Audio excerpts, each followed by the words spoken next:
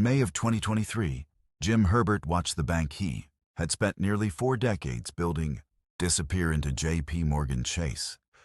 Not after years of catastrophic loan defaults, not after some giant fraud was uncovered. First Republic specialized in wealthy clients, relationship banking, and high-quality lending. At the end of 2022, it had more than $200 billion in assets. Less than 8 weeks after the banking panic began, it was gone. And that is where the business of owning a bank gets strange.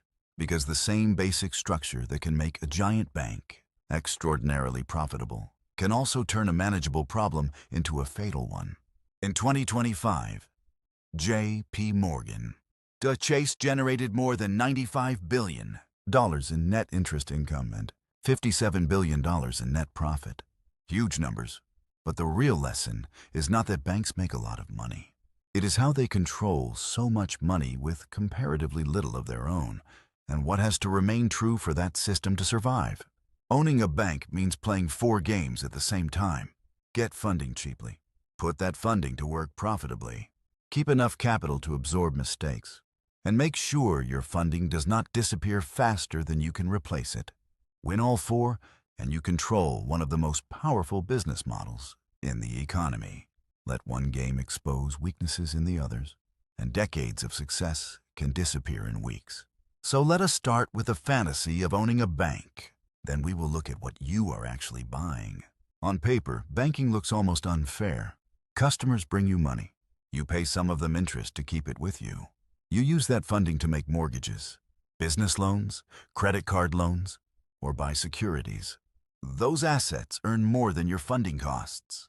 You keep the difference. Add card fees, payments, wealth management, foreign exchange, investment banking, and dozens of other services. And the model starts to look like a toll booth sitting directly in the middle of economic activity. But that is only half the story. A bank does not become powerful because its owners have an enormous pile of cash. It becomes powerful because a relatively thin layer of owner capital can support an enormous financial machine. That changes everything. If your capital is only a small cushion beneath a much larger pool of assets, a 1% difference can be extremely profitable. A small mistake can also become enormous. So the first question is not, how much money can this bank make? It is, how much financial risk can this bank safely control? That is a much more interesting business, and a much more dangerous one. Before customers can fund any of this, you need something an ordinary business does not. Permission. You cannot simply rent an office, put the word bank above the door, and start accepting insured deposits.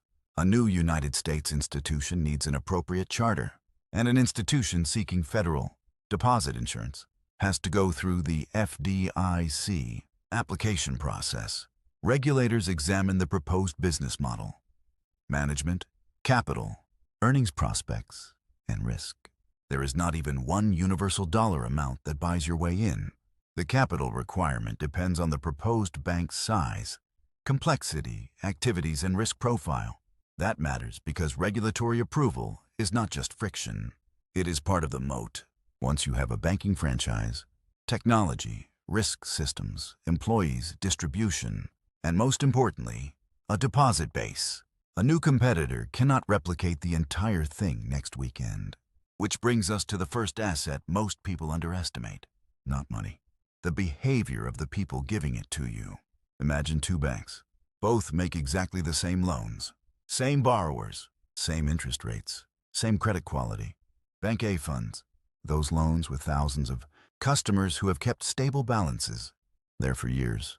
Bank B funds them with a smaller group of wealthy customers who move money quickly whenever a better rate or safer option appears. On a spreadsheet, $1 billion of deposits can look identical at both banks. Operationally, they are completely different. Bank A has durable funding. Bank B has funding with an escape button. That leads to the first rule I would use to judge any bank. Never evaluate deposits only by their size. Evaluate them by how they behave under stress. A customer who keeps $50,000 with you for 10 years may be economically more valuable than a customer who parks $10 million with you until the first frightening headline. The deposit number tells you how much funding exists today. It does not tell you how much will still be there tomorrow morning. Now we can talk about the spread. If your assets earn more than your funding costs, you have an interest margin. A 1% advantage on $10 million is not transformational. 1% on $100 billion is $1 billion.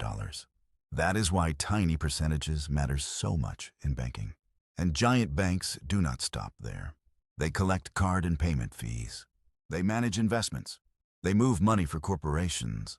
They advise on transactions. They trade. They provide custody, treasury services, and foreign exchange. J.P. Morgan. Chase reported more than $95 billion of net interest income in 2025, while total net income was $57 billion. But scale alone still does not explain the attraction for an owner. For that, you need leverage. Take a deliberately simplified bank, $100 million in assets, with $10 million of owner equity underneath it. Suppose the bank earns $1 million after costs. Relative to the assets, that is only a 1% return. Relative to the owner's equity, it is 10%. Now reverse it. Suppose the assets lose $3 million. That is only 3% of the asset base. But 30% of the owner's equity is gone. Same structure, opposite result. A small equity cushion takes the first loss on a much larger pool of assets. So the most important question is not how aggressively you can maximize today's spread. It is how much hidden risk you are adding to earn that spread. Leverage does not know whether you are right or wrong. It magnifies both, and First Republic is one of the clearest examples of how a bank can look safe from one angle and fragile from another. First Republic Bank opened in 1985 with one office and fewer than 10 employees. Jim Herbert was its founder. The strategy was unusually focused. Wealthy clients, personalized service, and long-term relationships. Over time, that became the identity of the institution. The bank emphasized exceptional client service, low client attrition, and low employee turnover as strengths of the franchise. And the model worked for decades. By December of 2022, First Republic had grown to about $212.6 billion in assets and $176.4 billion in deposits. But hidden inside that success was a contradiction. Roughly 68% of its deposits were uninsured at the end of 2022. The bank had successfully attracted exactly the clients it wanted. Wealthy people, businesses, large accounts. And because many of those balances exceeded the federal insurance limit, the same clients who made the franchise valuable could also move enormous sums when they became nervous. This is where a strength on the marketing page can become a weakness on the balance sheet. Now imagine you are First Republic. A wealthy customer wants a large mortgage, great credit, valuable property, low probability of default. You make the loan. From a credit perspective, it can look excellent. But now give that mortgage a long maturity and a low fixed interest rate. Then let market interest rates rise sharply. The borrower is still paying. Nothing has defaulted. Yet the economics have changed. New loans can earn much higher rates. Depositors can demand higher rates. But your old mortgage is still locked at the old rate. And if you suddenly need cash and have to sell that asset, buyers may not pay you anything close to its accounting value. At the end of 2022, First Republic had roughly a $22 billion difference between amortized cost and fair value across real estate secured, mortgages, and other loans. That did not mean borrowers had stopped paying $22 billion. It meant the economic value of those old loans had fallen in a higher rate world. And that leads to one of the most important ideas in this entire video. A safe borrower does not automatically create a safe bank. Credit quality is only one kind of risk. Timing is another. Your depositor can demand money today. Your 30-year mortgage does not suddenly repay itself today. Just because you need liquidity, a bank survives by managing that mismatch. First Republic underestimated how dangerous it could become. Then Silicon Valley Bank failed in March of 2023. First Republic and Silicon Valley Bank were different institutions, but markets did not need them to be identical. They only needed to see a dangerous pattern.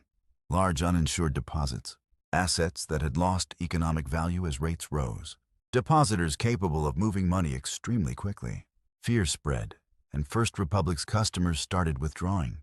By the end of the first quarter, deposits had fallen from $176.4 billion to about $104.5 billion, and that ending balance included a $30 billion deposit placed by a group of 11 major United States banks to help stabilize First Republic. Excluding that rescue money, roughly $102 billion in deposits had left during the quarter. Think about that number. More than half of the deposit base effectively disappeared in 3 months. Not because half of First Republic's borrowers had defaulted, because depositors changed their minds. The rescue bought time. It did not repair the balance sheet. After First Republic disclosed the scale of the deposit loss in April, withdrawals accelerated again. On May 1st, regulators closed the bank. J.P. Morgan Chase took over all of its deposits and substantially all of its assets. The official review later pointed to the loss of market and depositor confidence that produced the run, but also to the vulnerabilities underneath it: rapid growth, loan and funding concentrations, heavy reliance on uninsured deposits and depositor loyalty, and insufficient mitigation of interest rate risk. That distinction matters. The run was the trigger. The balance sheet structure determined how destructive the trigger became. This is where banking separates itself from almost every normal business. If a restaurant loses a customer, it loses future revenue. If a bank loses a large depositor, it can lose funding today. The customer relationship, therefore, has two values at the same time: revenue value and funding value. In May of 2026, the FDIC released a transaction-level study of the deposit runs at Silicon Valley Bank, Signature Bank, and First Republic. The result was clear. Depositors with substantial uninsured funds were far more likely to run. Fully insured retail depositors generally were not. The largest depositors were especially likely to withdraw most or all of their balances. So $1 billion of deposits is not simply $1 billion of deposits. Who owns it matters. Whether it is insured matters. How concentrated it is matters. How quickly those people can communicate matters. The behavior behind the funding is part of the balance sheet, even when accounting statements do not show it as a separate line. Now add interest rates. Suppose you built your portfolio when rates were low. Billions of dollars in fixed-rate mortgages, long-dated loans, and securities bought at old yields. Then rates rise. New loans may earn more, but depositors also discover they can earn more somewhere else. Your funding cost starts climbing while many older assets remain locked at lower rates. The liability side can move faster than the asset side, and your margin contracts. First Republic had just shown what happens when both sides move against you at once. Depositors wanted their money back now. Much of the bank's asset book would pay back years later. If enough deposits leave, you need replacement funding.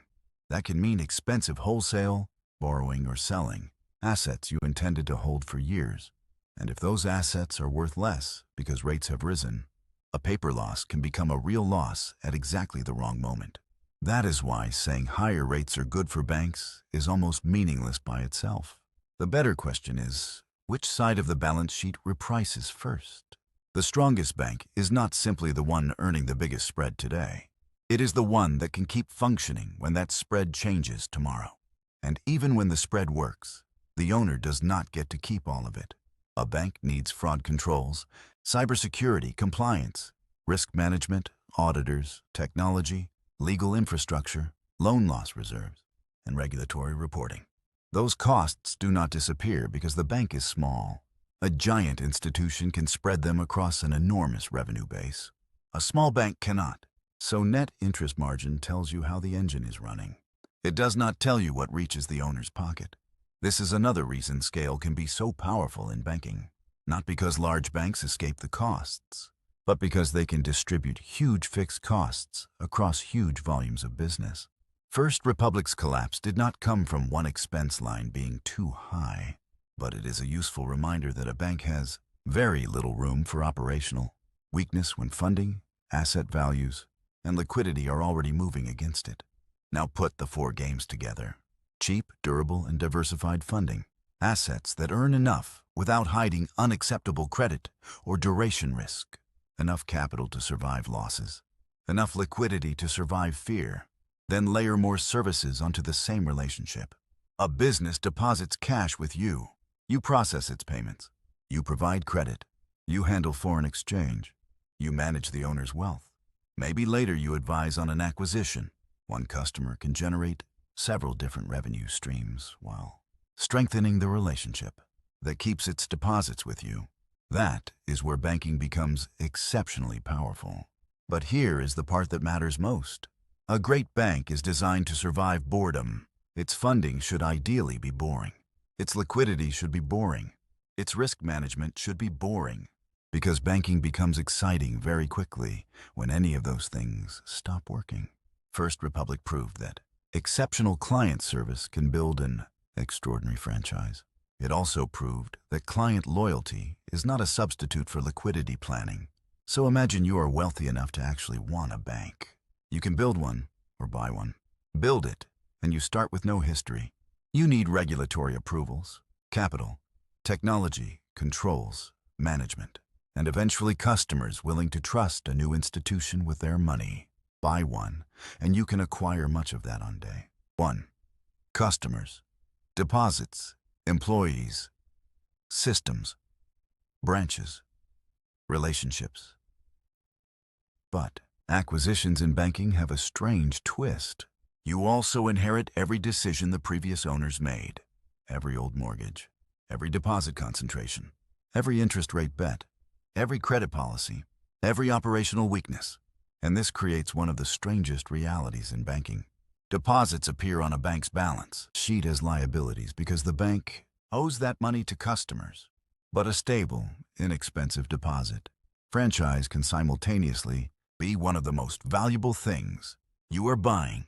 That is why a failed institution can still contain an extremely valuable business. When First Republic disappeared, its customers did not disappear from the financial system. The deposits moved, the loans moved, the relationships moved.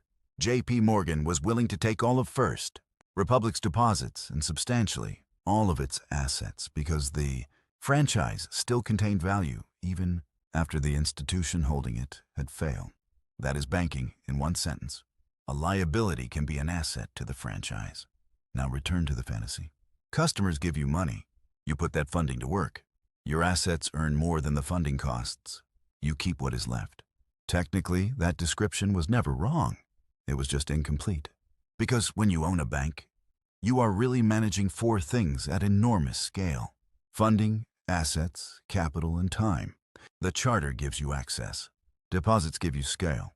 Loans and securities generate income. Fees expand the relationship. Leverage amplifies returns. Capital absorbs losses. Liquidity buys time. Risk management decides whether you survive long enough to benefit from any of it. And that last word, time, may be the most important.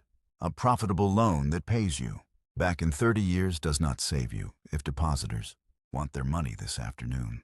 A bank can have valuable assets and still fail if it cannot turn those assets into liquidity fast enough. So if you ever look at a bank like an owner, do not begin with its profit. Ask 4 questions. How durable and expensive is its funding? What risks is it taking to earn a return on that funding? How much damage can its capital absorb? And how quickly can its funding disappear when people become afraid? First Republic did not fail because only one of those answers was bad. The speed of the run exposed weaknesses hiding inside the others. Once depositors started leaving, long-dated assets became a liquidity problem. Interest rate risk became harder to escape, and the bank ran out of time. Jim Herbert spent nearly 4 decades building the franchise. The market needed weeks to dismantle it. That is the economics of owning a bank. The upside comes from controlling a balance sheet far larger than your own capital. The danger comes from the fact that the people providing much of that funding are allowed to change their minds. And sometimes they all change their minds at once. If you want more breakdowns of the hidden economics behind businesses everyone thinks they already understand, subscribe. Because the most important part of a business is often the part you will not find in the product it sells.